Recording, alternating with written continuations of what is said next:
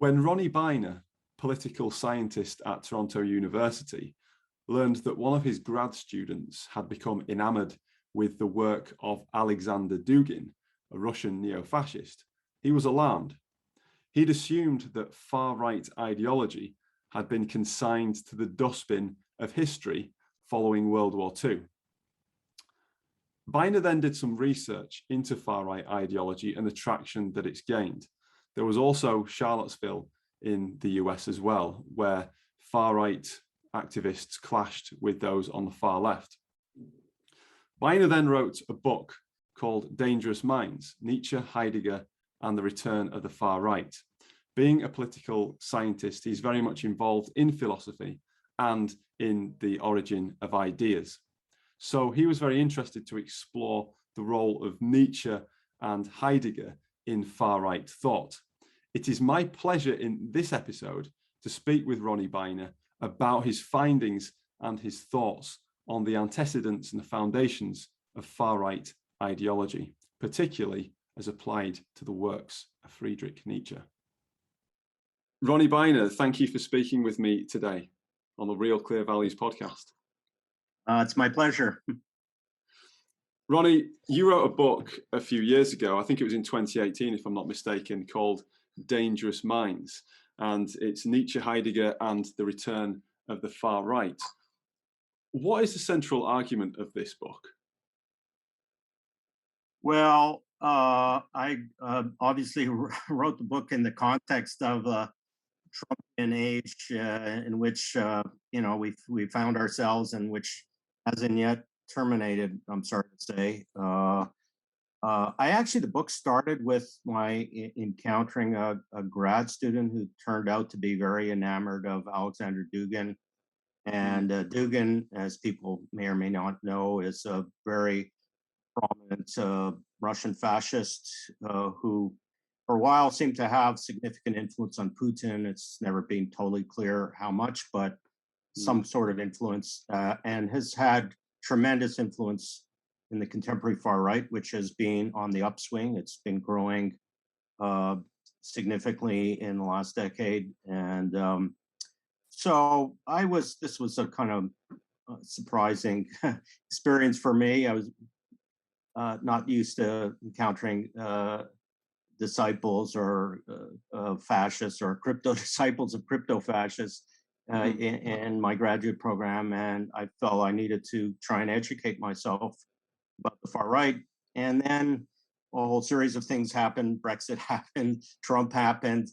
Trump brought Bannon into the West Wing of the White House and gave him a lot of power. And I think it was the kind of two things together that led me to write the book. I probably wouldn't have written it if Trump had not been elected in 2016, but he was. And there was a tremendous jubilation among some very scary people on the far right, like Richard Spencer.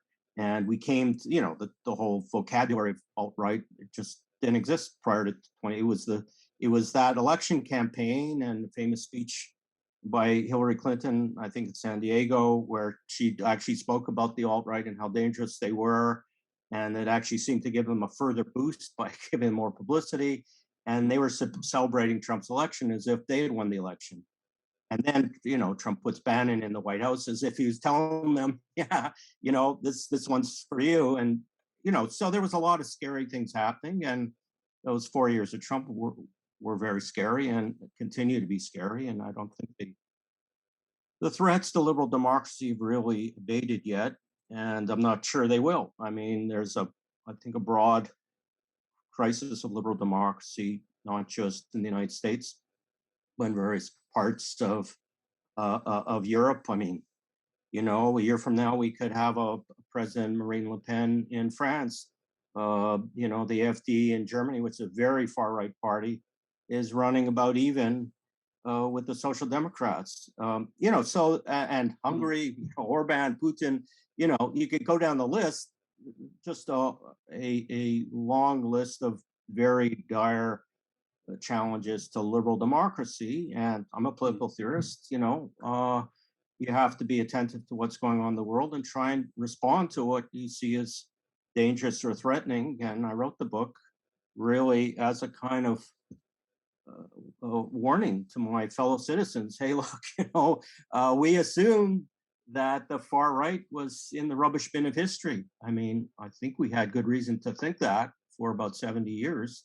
And suddenly, this ghost sprung back to life. I mean, or crawled out of the grave in which we thought it was buried. And it's so, well, one has to, I think, try and kind of respond to what's going on in the world. And so I wrote the book, drawing on things that I had studied and read about and thought about my whole life,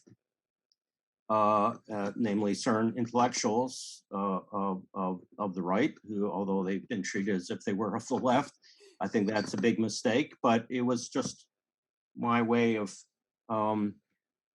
trying to go at and raise issues and raise concerns and anxieties about what was happening in the world, and to that, it's not a unique undertaking by me. I mean, a lot of people are trying in their different ways on the basis of their different competencies and different backgrounds, and to open people's eyes to what was happening.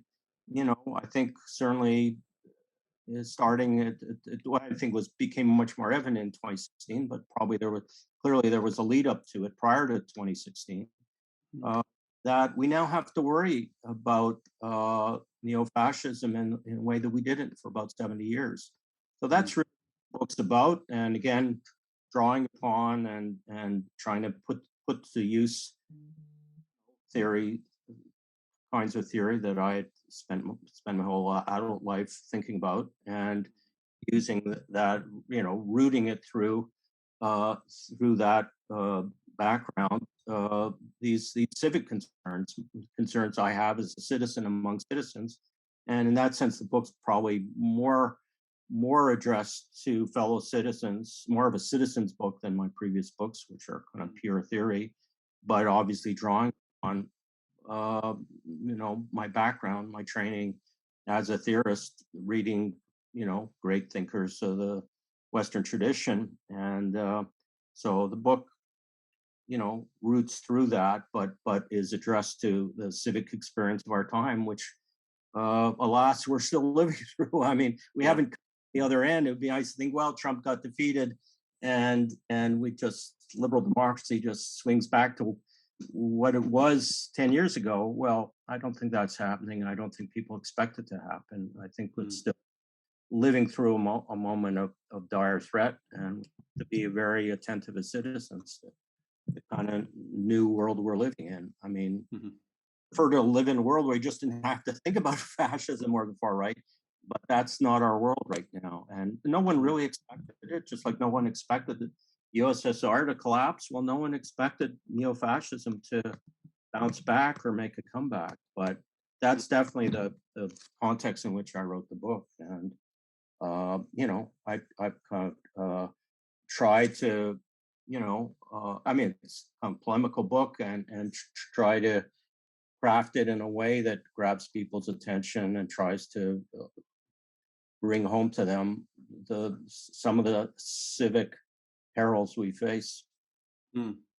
Absolutely, that's a very interesting response. So you're, as you say, you're doing your bit to respond to the challenges of the day, and this appeal and this resurgence of fascism in the modern era. I'm interested now, Ronnie, to talk about responses to the book. Tell us about the very first review that was published about the book, and how that spoke to your reasons for writing it and the intentions behind it, and also your view on the validity of the book itself. Yeah, that was a real shocker. So very soon after the book was published, I think the book came out in March of 2018. So within a few weeks, in April, I had shortly prior to that, I joined Twitter, and this thing popped into my Twitter feed from someone named Greg Johnson, And the banner in which he tweeted this to me was, well, if Beiner wants a debate, intellectual debate with the alt-right, game on, exclamation mark. Up, it's a book review. So Greg Johnson is definitely a neofascist of a very scary variety. I mean, he founded this website, and it's more than a website. It's a whole kind of, as with many of these fascists, they build up whole, publishing empires. So he publishes books, he translates, he has a whole crew of fascists who write for him, and he has a lot of followers. Who would know? So his website's called Countercurrents. He's the editor, and he wrote a quite long 5,000 word review of my book and put it on his website, and then tweeted it to me, throwing down the gauntlet. And it's very intelligent. He's a very smart guy. He's capable intellectual, and he's extremely dangerous. I mean, prior to writing this book, or prior to 2 or 3 years before that, I would not have dreamt that there were smart intellectuals out there who have a real commitment to the far right, to fascism. And this is fascism in a very literal sense. So on his website, he celebrates Hitler's birthday. So that's, and he's not just some kind of thug. He's an intellectual. I mean, he has a PhD in philosophy from the Catholic University of America. I found out later his doctoral supervisor was actually an old friend of mine. So that's a shock.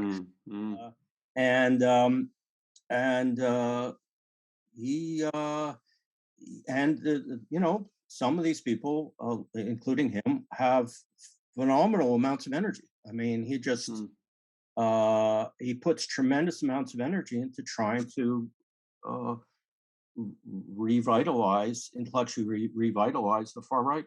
And I had no awareness of this prior to what led me to writing the book. I have a lot of awareness of it now. It was a big shock when I got this. And so first sentence, in fact, 6 words into this 5,000 word review of my book, he identifies me, i.e. targets me, as Jewish, Canadian Jewish political theorist, to make sure that his fan base know that, we're dealing with the enemy here, and ferociously anti-Semitic, as most of these fascists are. And so, yeah, this was a big shock. You can see his intellectual ability in the review. I mean, it's a smart review. It's interesting to read, but he's evil. I mean, someone he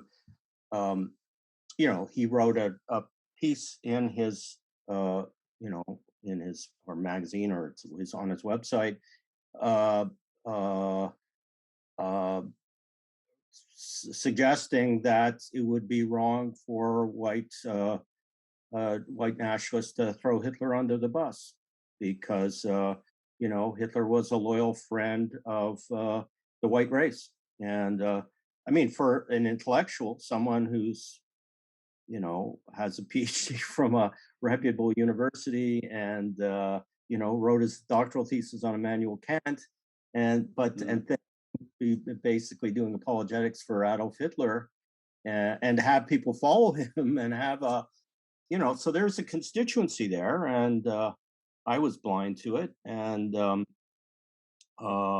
I guess I feel grateful to be aware of this, because as a citizen, it's something I should know about. And I mean, we've all become much more aware. Again, just the fact that there's a term alt-right, which previously didn't exist, or of which people had no awareness whatsoever. I mean, Hillary Clinton gave that speech for reasons parallel to my writing my book. I mean, her speech obviously gets a lot more attention than my little book, but similar intention there is like, well, we as citizens need to know about this. And So it was a rude shock. I mean, I guess I'm older and wiser now, knowing that there are serious intellectuals, in some respects, people who are thoughtful, in the sense they kind of thought hard and deeply about important thinkers and have interesting things to say about them, and are trying to turn that intellectual endeavor to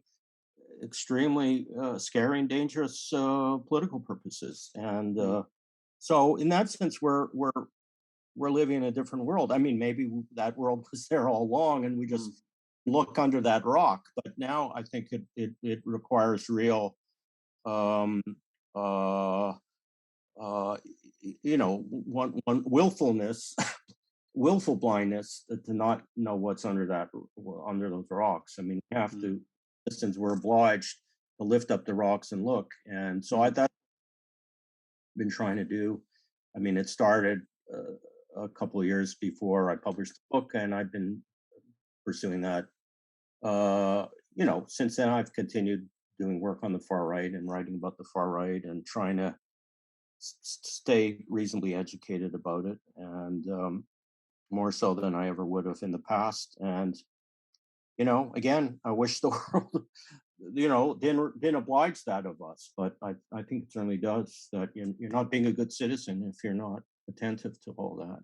And, but it was a rude wake up. And I actually wrote a little op-ed in the Chronicle of Higher Education about how traumatizing it was to have the first review of your book be published by a Nazi on his Nazi website. And alas, that's what happened. So I could never have imagined that. I published the book, that someone suggested to me, well, the far right are going to be so excited about this book that they're going to be the first ones to get in with the reviews. And in some ways, it was one of the most ambitious reviews of the book. But I can't say I feel flattered by that. It tells you that they're serious about their project, and they put a lot of intellectual energy into this, and they take it very seriously. And if they find, well, here's a place where we can engage and get put in, get have our say, they leap on it. And he was any time reviewing that book, and it's scary. So all that's been very sobering for me. Absolutely. I can only imagine. I'm really interested in this, Ronnie, because a lot of times when people talk about things like fascism and racism, they talk about education, and they say, well, these people who are into this, they need educating, and education is axiomatically the solution. But it seems to me that somebody who has been educated at PhD level in philosophy, and as you say, is very articulate and very intelligent, is not necessarily lacking in education per se, but this is a matter of values. So as you see it, as you've dug into this area, what are the values that these people are striving for? What is it that they're driving towards in society? Well, I guess maybe we can now shift over to, so the book's primarily focused on Nietzsche and Heidegger, again, partly as an excuse or pretext for talking about the kind of broader civic phenomena that I'm anxious about. But, we can now, I guess, talk a little about Nietzsche, for instance. So, he's their guy.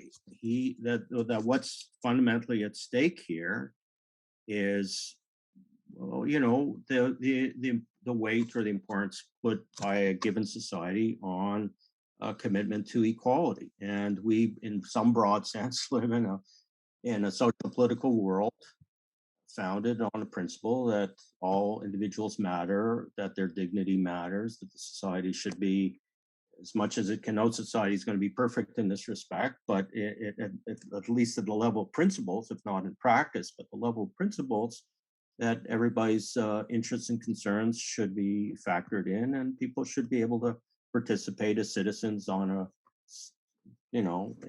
ideally on an equal basis. Well, big part of what defines fascism is they don't share those commitments.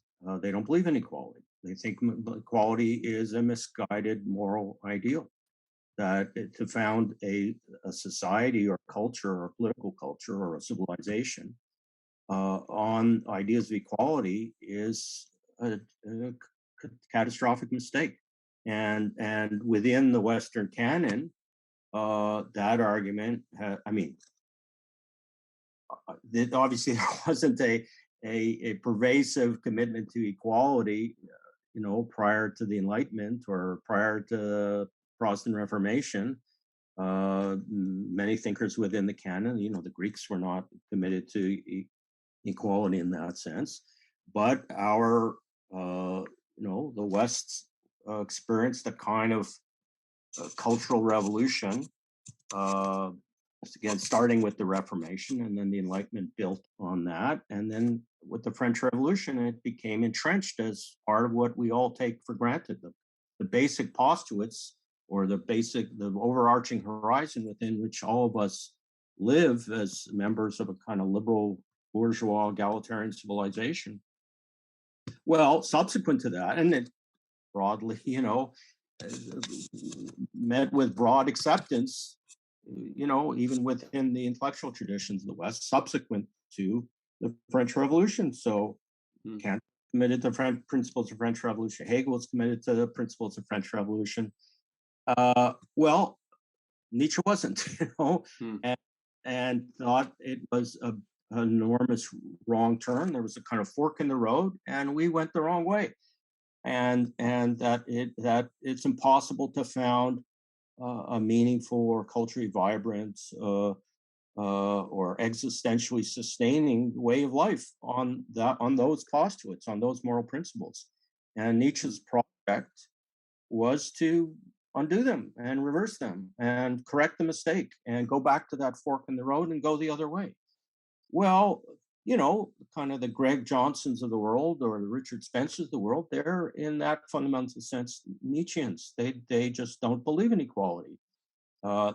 Nietzsche's principle was nobility, and noble societies that are top down, and where there are people who are recognized as nobility and people are recognized as lower creatures, that those societies can actually generate,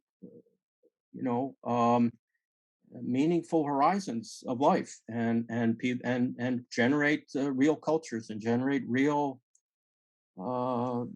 understandings of what it is to be human, that raise people up to a higher level. And egalitarian civilization, Nietzsche fundamentally puts the blame here on Judeo-Christian religion, that our principles of equality obviously originate with biblical religion, and that his main polemical target is Christianity, because he blames Christianity for equality, liberalism, and the commitment to equality in general. That all those things are big mistakes, and they all flow out of Christian morality, and so Christian morality has to be destroyed. That's why you often find with neo-fascists a kind of fetish of, neo-paganism, return to paganism, as something more noble, more life-affirming, more life-enhancing than anything that's likely to come out of Christianity or biblical morality. And so that's the big contest at the level of principles. Do we found our understanding of life and our view of life and the kind of societies we create on the idea that all individuals count, that all individuals have dignity, that we have to be sensitive to the dignity of different individuals?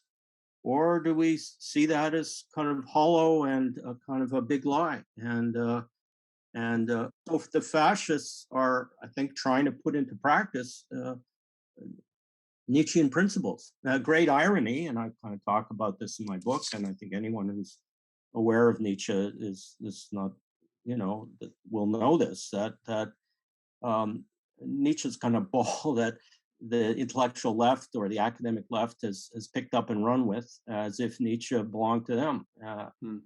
that's a kind of stunning irony of intellectual history of the last 100 years. I mean, I guess really since 1950 or so, people have tried to cleanse Nietzsche or sanitize him of any whiff of, you know, proto-fascism. But there's it's not just that there's little bits of proto-fascism here and there, but the basic core of Nietzsche's thought is fascist in the sense that he wants a revolution to erase the fundamental, you know, premises of life in a liberal, you know, egalitarian society that we otherwise take for granted.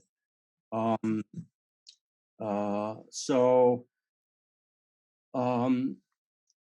you know, in that sense,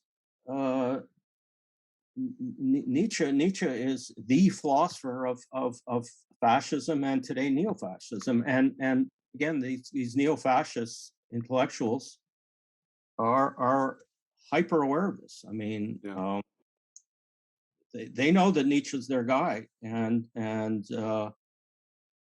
you know, the Nazis, for that matter, knew that. I mean, Hitler was very explicit that you know, Nietzsche was going to be for them what Karl Marx was for the Bolsheviks. You know, he went out of his way to visit the Nietzsche archives in Weimar and be warmly welcomed by Nietzsche's sister, and had, you know, official state photographs taken with a bust of Nietzsche to make the point that, well, you know, what Marx is for them, or what Jefferson is for the liberals, Nietzsche is for us, because Christianity is seen as decadent. Christianity must be destroyed because of its egalitarianism, and a ruthlessly hierarchical society has to be put in its place, and that's the project. I think all fascists, even right up to today, understand very clearly what Nietzsche's core project was, and they're trying to implement that core project. And they're very serious about it. And we have to, I mean, again, it's astonishing that anyone on the left could think that Nietzsche is not their enemy, or he's a friend of theirs. Well, he's no friend of the left. And I mean, there's no lack of clarity, you know, unless you're sort of rewriting the pages as you read them. I mean, if you just look at what's on the page, it's blindingly clear what the project is, or why, you know, why Christianity is the central polemical target. I mean, Nietzsche's very clear about that. It's interesting you say that, Ronnie, because I always feel that there's a bit of a paradox at play in relation to Nietzsche's criticisms of Christianity, because when he declares the death of God in the parable of the madman, he speaks about it in almost a lamentable way. This idea of borderless horizons that have been created by us, you know, we in society, as he spoke of it contemporaneously, are these great murderers. And he writes about it. He writes about it lamentably, and some commentators and philosophers, academics such as R.J. Hollingdale, for example, have written how this created a sense of nihilism within Nietzsche himself, which he had to then overcome. You know, this idea that there is no God, that there is no organizing principle in the universe, and that he overcame that. He surmounted that through ideas such as the Übermensch and the will to power. So it strikes me that there is a real paradox there. What do you make of that? Do you think that there is anything, that Nietzsche did see anything lamentable about the demise of, or the death of God, as he called it? Yeah, absolutely. I mean, I have my own way of developing this in the book, but what Nietzsche fundamentally cared about was culture. That life's meaningless unless somebody takes it upon themselves to create cultures. And, you know, Christianity did manage to do that. It gave people a sense of what you know, what the meaning of the world was, what defined it, what its boundaries were.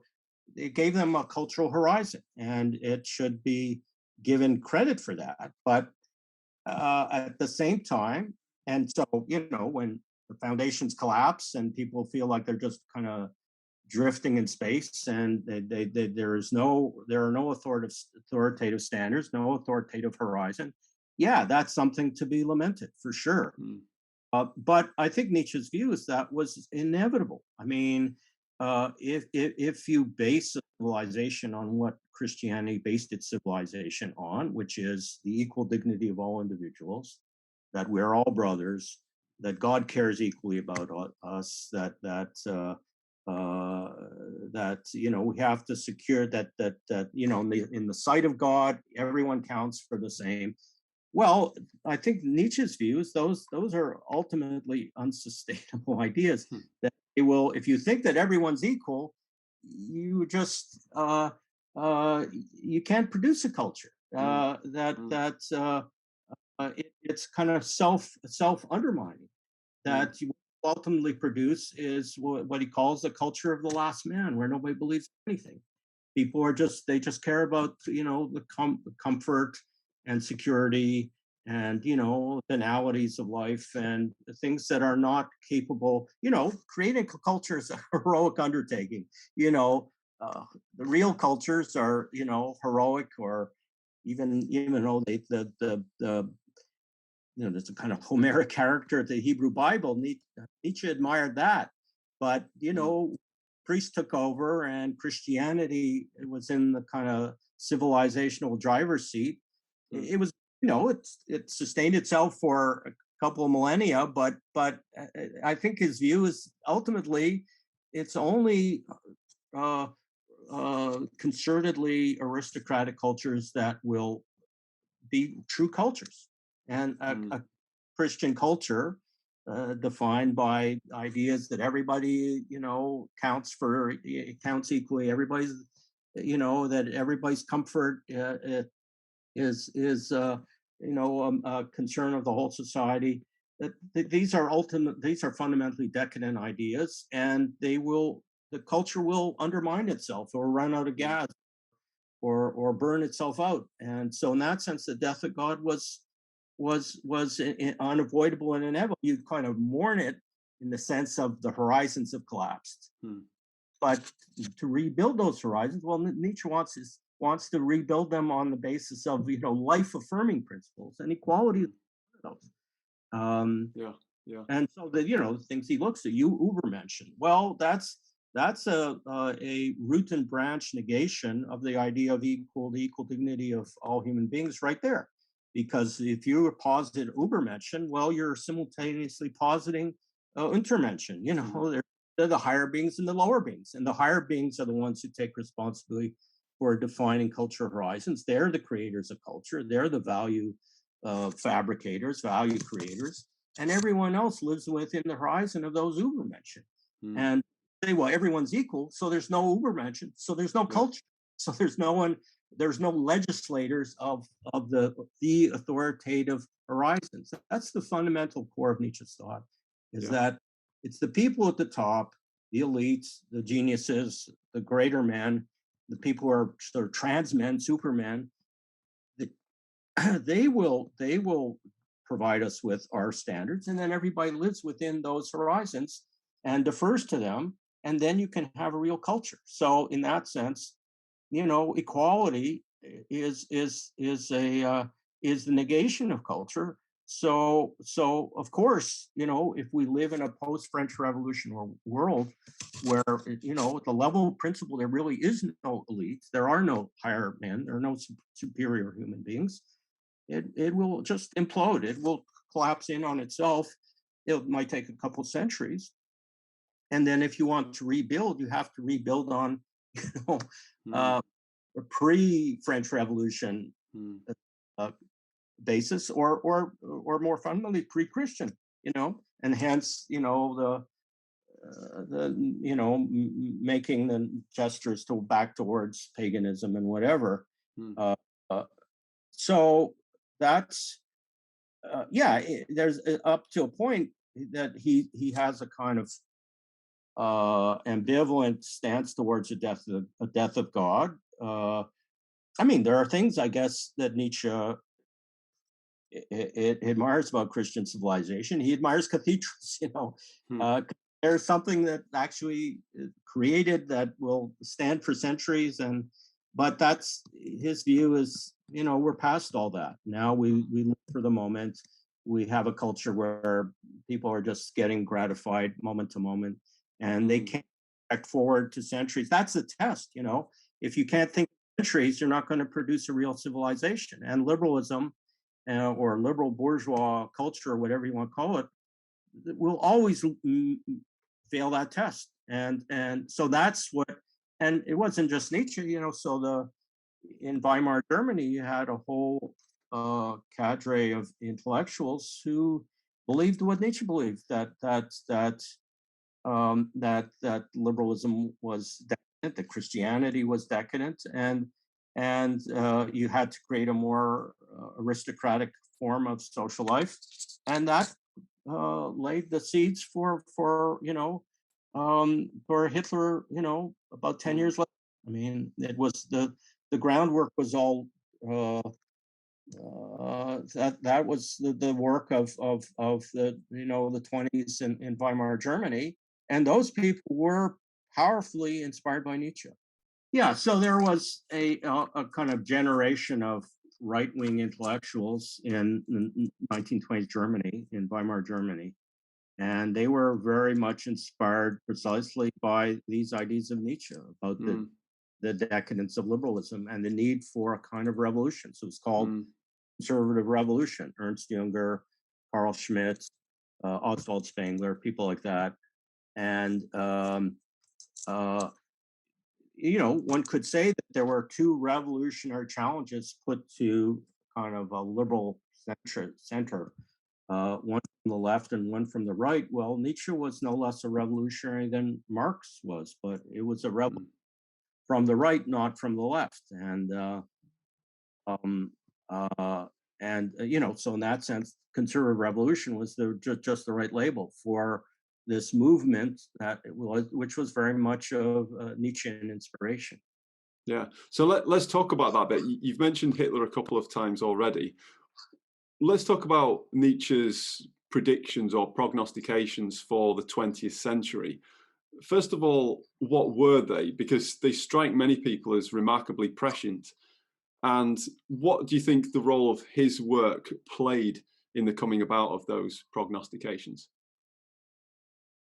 Yeah, well, I regard them as incredibly prescient. I mean, he said that what the 20th century would see would be, ideological wars, the like of which the world had never seen. Well, that's true. Within a few decades, he died in 1900. By the end of the 1930s, that's exactly what, the world was turned upside down, and Nietzsche said it would be. And for him, it was the result of a kind of vacuum of meaning. The way he put it, there will be fight for the dominion of the world between the left and the right. That the center, is a vacuum, is a cultural vacuum, and people will fight to reassert their ideas of what makes for a meaningful world, and millions of people will die. And he said, no, wars the like of which had never been seen. The numbers of people die would look unprecedented in human history. I mean, not that there haven't been, a lot of deaths in human history, but he said they would kind of go up to notched up to a different level, and that was true. Our hope, my hope and the hope of many people, is that in 1945, the threat to a sane and decent and humane world posed by the far right had been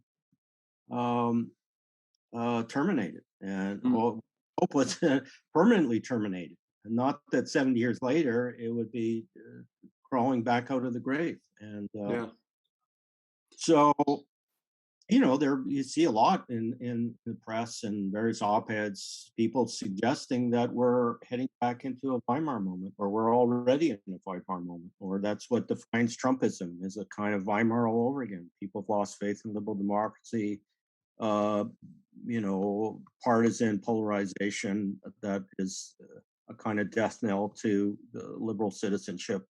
And I mean, heaven help us if that's true. Uh, uh, that what came out of Weimar was not happy for humanity or for anything, No. and it produced nothing other than destruction. Mhm. So let's hope this is not a Weimar moment, but the warning signs are there, and one would think that some kind of historical recollection of 20th century fascism would be enough to deter anyone from wanting to go back in that direction or anything like that. But Yeah. there's just too many perils in front of our eyes to dismiss that. And, Yeah. Let's talk about that a moment, actually, Ron, if we may. So I'd like to kind of stick with Nietzsche in terms of the appeal of this idea. You mentioned that Nietzsche is the guy of the far right. Let's think a bit about what his appeal actually is. I think there's something really interesting, and it's a very short sentence in your book. You talk about your own almost Nietzschean-like experience of stumbling across Thus Spoke Zarathustra in the stacks at McGill. Tell us a little bit about how you came across that book and what the appeal of Nietzsche's writing was to you in your particular context. Well, I think one needs to be honest that Nietzsche is an extremely powerful, and this goes for Martin Heidegger as well, who arguably is Nietzsche's most important philosophical heir within that kind of stream of theory. Uh, Nietzsche's extremely powerful critic of liberal bourgeois society. And I mean, I think, as I kind of suggested a few minutes ago, and I kind of try and kind of emphasize this as much as I can, there have been, and there were in the middle to late 19th century, two extremely powerful challenges to the kind of horizon of life we associate with a kind of egalitarian bourgeois liberalism. One is Karl Marx, and the other is Friedrich Nietzsche, and they're both extremely powerful. And it's part of our responsibilities as thinking beings to not just kind of live unreflectively in a way of life that's established, but to consider the most uh, um, far-reaching challenges to our way of life as liberal Democrats, or as citizens of a bourgeois culture. And Marx on the left, Nietzsche on the right, they kind of really pose the most powerful challenges to that way of life.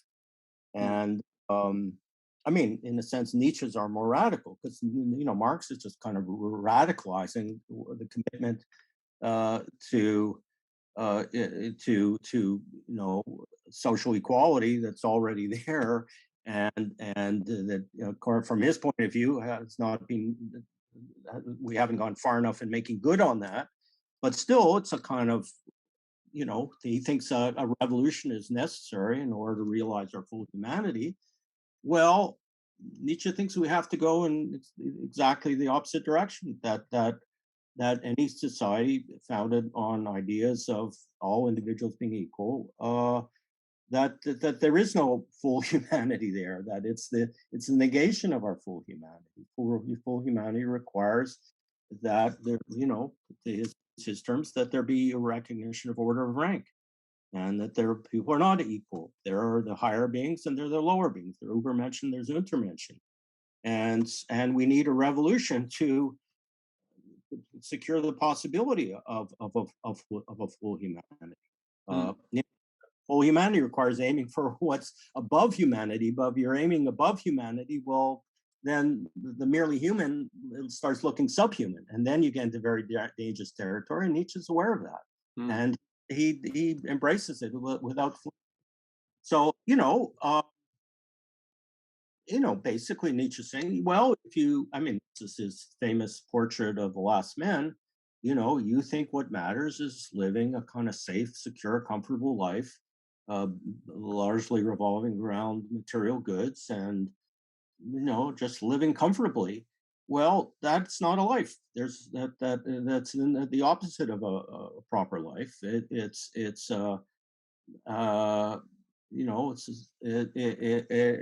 that human beings have to aim beyond that to have a meaningful cultural existence. In important ways, the way of life that we all live and that we share is based on ideas that we all live long lives and live comfortable lives, and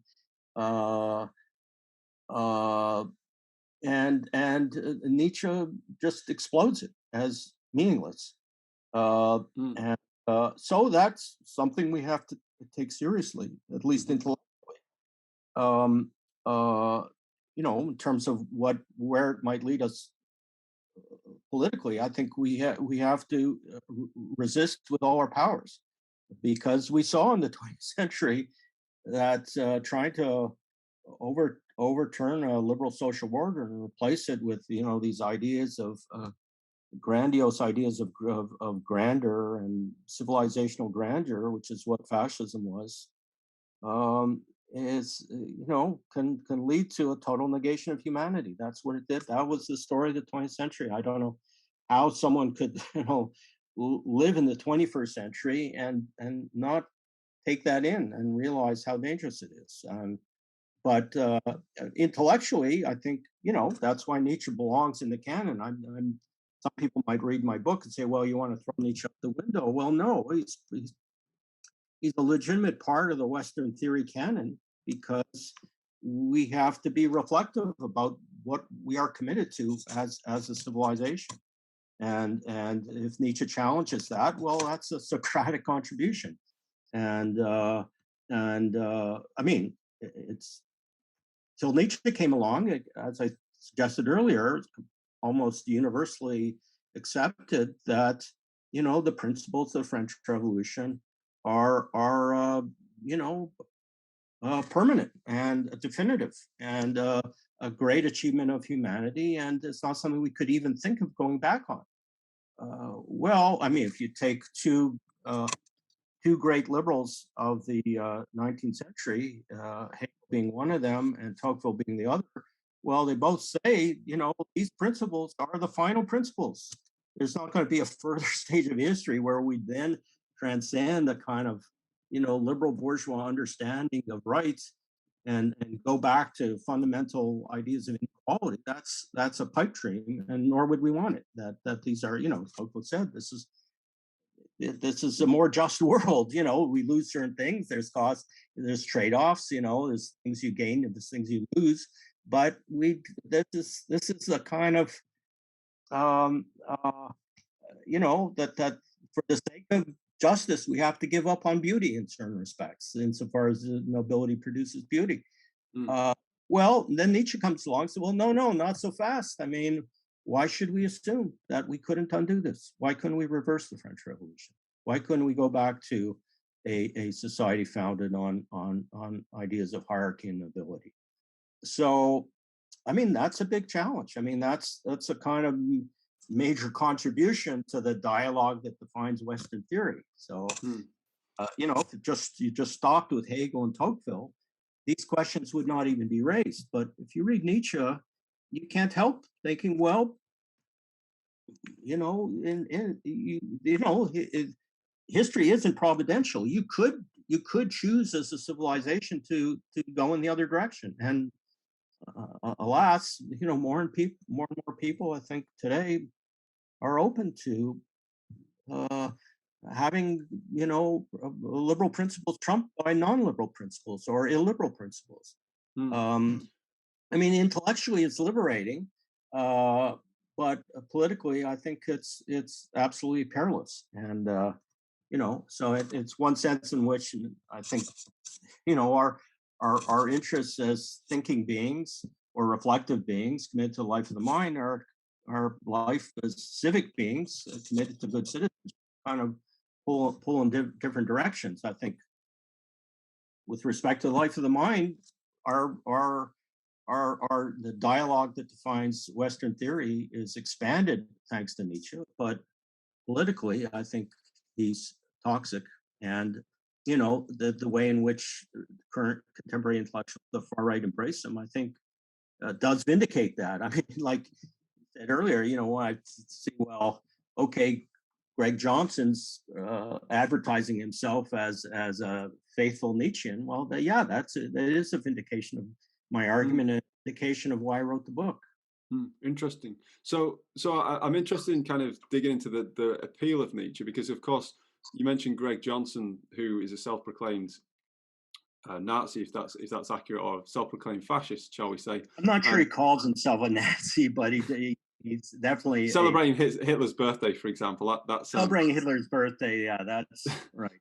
Yeah, but right. Sorry, Ronnie. Just on this point, I'm really interested because there are so many people like Greg Johnson who lay claim to being some sort of Nietzschean, maybe not Nietzschean per se, but they're very strongly influenced by Nietzsche, and that includes Foucault. And I know you write about Foucault in the book as well, and of course Foucault is not Nietzsche, and you make that very clear as well.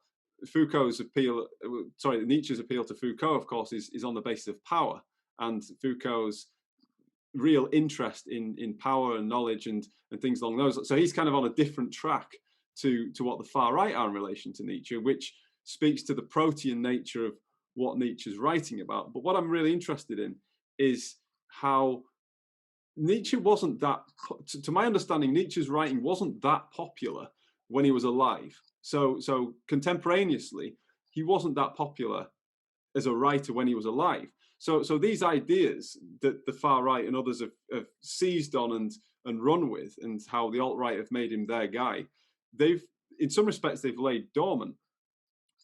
What is it then about this society that we live in, this bourgeois, liberal, democratic society, which has created the fertile ground for these ideas to be seized upon by the far right? Yeah, I mean that's a tough question. I mean, I think we have to continue to engage in the kind of self-reflection that tries to identify possible, shortcomings and meaningfulness of a modern democratic way of life. And in that sense, maybe Nietzsche can be helpful. And I don't think there are any easy answers to that. I mean, in terms of his reception during his life, I mean, he was very frustrated by it. He was very resentful, and he was trying to, shout from the rooftops, and no one was listening. But he predicted that, within decades, or certainly within centuries, people would be listening, and that he would be a dominant voice in the century to come. And indeed, he was. And strangely enough, he was a dominant voice on the right, and he was also a dominant voice on the left. Left Nietzscheanism, whether in Foucault or Derrida or in others, has been a very important movement within Western culture and the Western, academic world.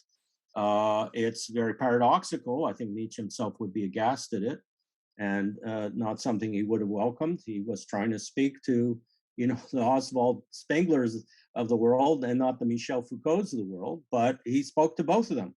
And it's interesting. I'm not sure it's fully understandable.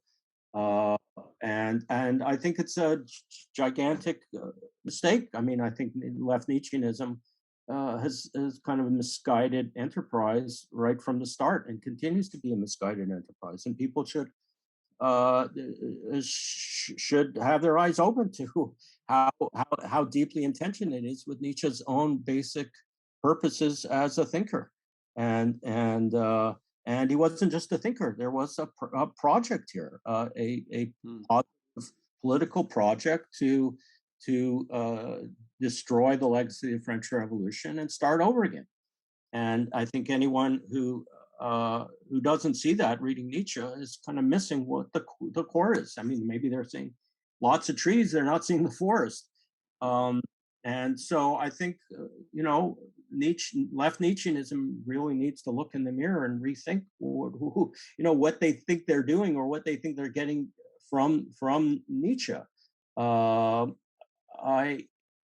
Big problem with, part of the story here is Nietzsche is just such a powerful writer. I mean, he just had a kind of literary virtuosity, and he knew he did. And even if he didn't reach readers when he was writing these books, he knew that, ultimately he would prevail because people would be seduced by his books, and they were. Big problem is that, people read Nietzsche and they think, well, Nietzsche's speaking to me. Nietzsche cares about me. Nietzsche's talking about individuals creating their values. He's talking about me. Well, no, he isn't. He's talking about the superior man. He's not talking about every man or undergrads taking philosophy courses at university. He's talking about people on his level, free spirits or potential Ubermenschen. And I think it's a gigantic mistake to read Nietzsche thinking Nietzsche's trying to speak to everyone. Wants to create a new elite and speak to them. I don't think he ever, I think he believed that he would have tremendous cultural sway because of the superior human beings who would be reading his books, not for him to be read by countless numbers of people in a mass society. That's in deep tension with what the project was supposed to be. The project was supposed to give further encouragement to individualism and equality, but to negate those things in the interest of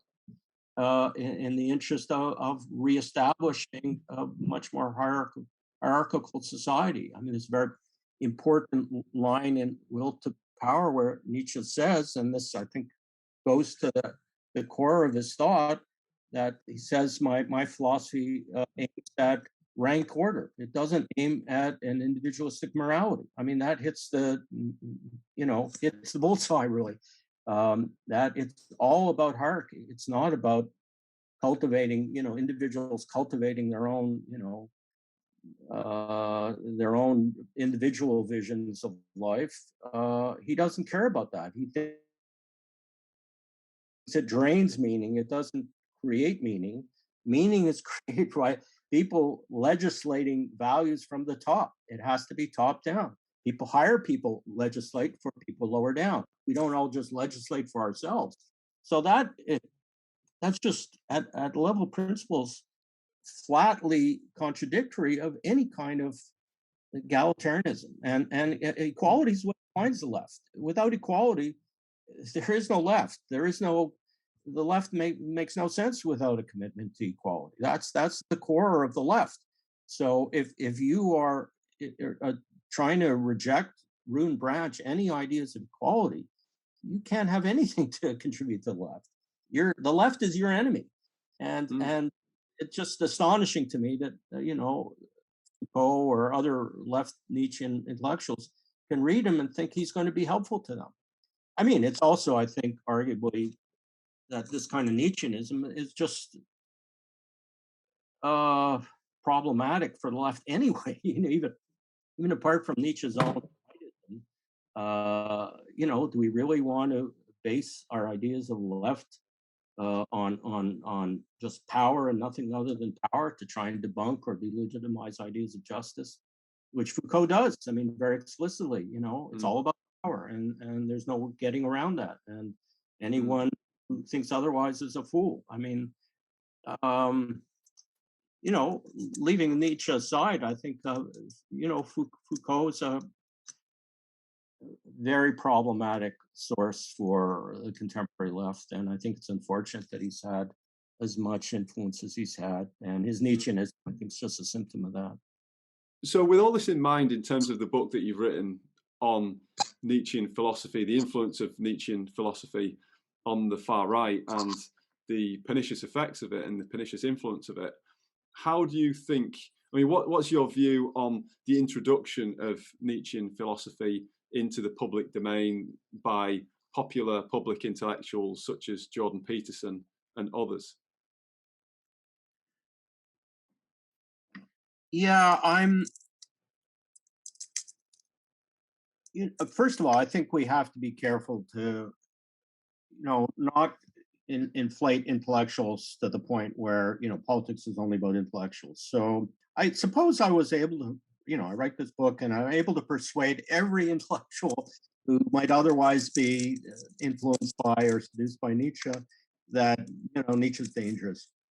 And so we don't have to worry about intellectuals anymore. Well, then they're still citizens. I mean, if citizens vote for an Orban or they vote for Donald Trump or they vote for a Tucker Carlson, we're still in a lot of trouble. I mean, the front lines with respect to repelling the threats to liberal democracy are fundamentally those of citizens. I mean, of that and your average citizen is not going to read Nietzsche or Foucault or Carl Schmitt or whoever. They're they live their lives and they hopefully participate in civic life and hopefully are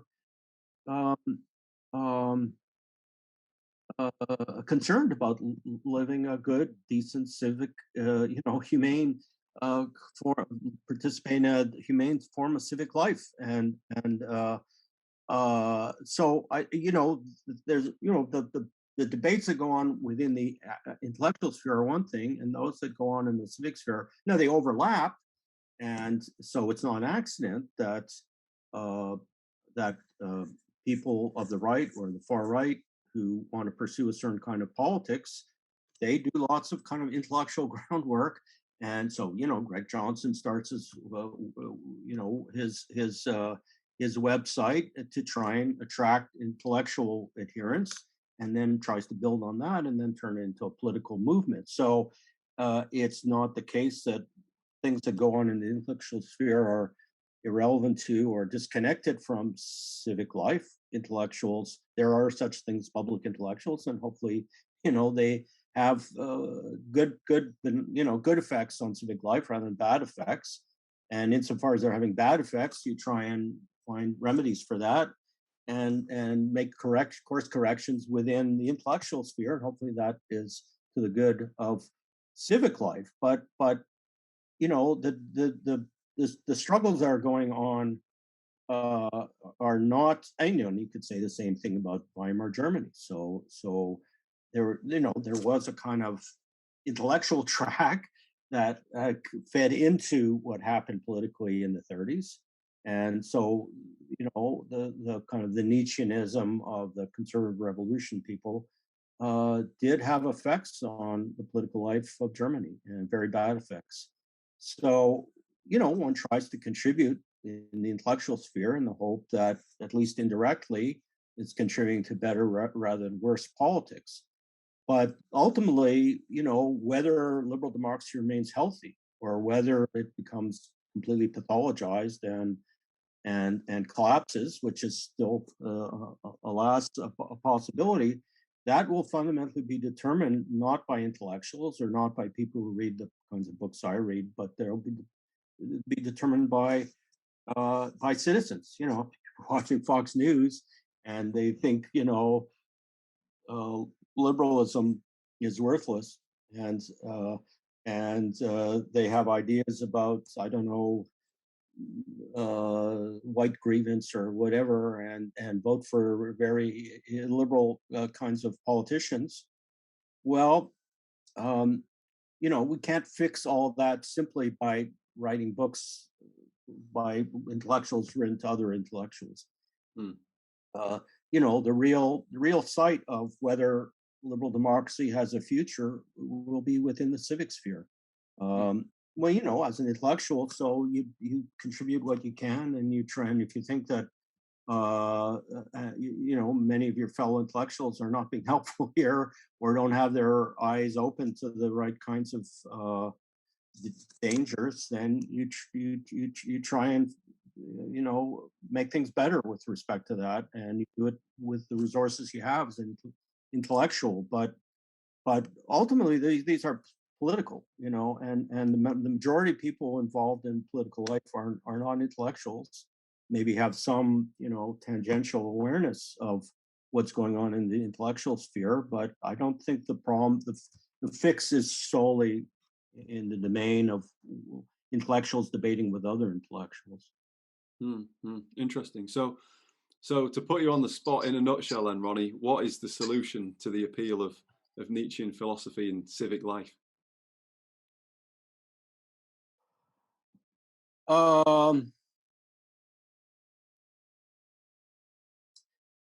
Well, it's not something, not a solution. It's not a solution you can just whip out of your back pocket. And, it would be folly to think that, I can just give you some formula, or, that there's just some magic bullet that's going to fix all that might be wrong with our contemporary politics. I think ultimately what we have to rely on is citizens having a commitment to a liberal democracy, who are reflective and who understand that being thinking citizens is what is required in order to have a liberal democracy at all. The problem, I mean, Canada is a kind of oasis of relative sanity relative to the situation in other liberal democracies. By look at south of the border, and what one sees is just kind of blind ideology, and people having no commitment to liberal democracy, really, and happy to see it trashed, and seeing their capital invaded on January 6th, and their representatives being physically threatened, and people just shrug. And one of the two major political parties in the country not even wanting to do an inquiry about it. Well, this is a democracy that is in appallingly bad shape, and I think people have to recommit themselves to reflective citizenship, that and honest deliberation, and not just kind of blind partisanship. And so again, I think I'm just in some respects repeating that the solutions, it's not really for intellectuals to just dispense remedies. I mean, I don't think things work in that way in the political life. The solutions have to be imminent to political life. People have to believe in citizenship. People have to want to be good and better citizens, to enhance their citizenship, and put their energies into making their society a better society. And if people don't have that commitment, nothing that, no solution dispensed by an academic or a theorist or an intellectual is going to take you very far. I think the fundamental solutions have to come from within civic life and within people's commitment to citizenship, if they have such a commitment. I look at the United States, I look at other countries in Europe and elsewhere, and that commitment just seems severely attenuated. And I'm trying to fend off pessimism. I've always tried to be a hopeful intellectual and a hopeful citizen, but I'm not feeling super hopeful right now. I mean, I'm glad that Trump's been thrust out of power, but Trumpism is not dead, and it's not dead as a symptom of grave threats to other liberal democracies. So, I think I would put much more emphasis on the diagnoses and the anxieties rather than on the remedies. I pray that people kind of wake up and see that they're going to lose something very valuable if they lose the liberal democracies they have. But it's happened before, and I think we all have to hope we're, as I said before, we're not living through another Weimar moment, but it can't be ruled out right now. Ronnie Beiner, thank you so much for your time. Thank you. Yeah, it's been a pleasure.